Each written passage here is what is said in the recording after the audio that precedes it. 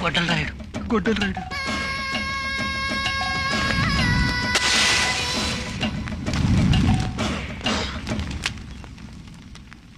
ఊదేవా ఆర్పేవా?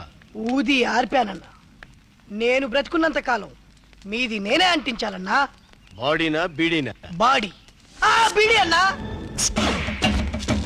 అన్నా తెలుగు భుజాన్ని వేసుకుని తిరగకపోతే హాయిగా పెళ్లి చేసుకోవచ్చు కదన్నా. అప్పుడు గొడ్డలి పడేసి బిడ్డల్ని భుజానేసుకొని తిరగాల్సి వస్తుందిరా. అప్పుడు గొడ్డల రాయుడు బిడ్డల రాయుడు అవుతాడు. ఈ గొడ్డలి రాయుడు 100వ తల నరికి 100 తలకాయల పండగ చేసుకునే వరకు గొడ్డలి దించడు, బిడ్డని పెంచడు. దండాలన్నా. దండం పెడతావా? దండం పెడతావా? దండం పెడతావా? దండం పెడతావా? నేను పెట్టింది దండమే కదన్నా. అదేరా నువ్వు చేసిన తప్పు. ఎంత ధైర్యం రా నీకు?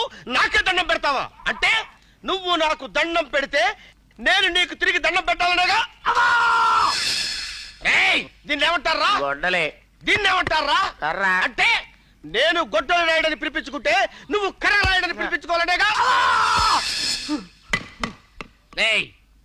ఇదేంట్రా? చొక్క.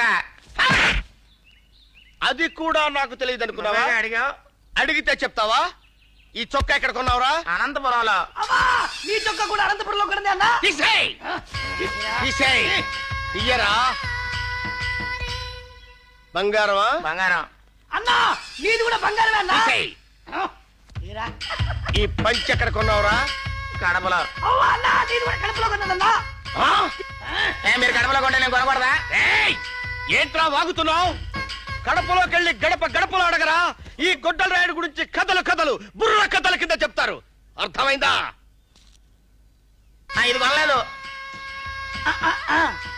కొనలేదా? అది కూడా తీసేయి. ఏ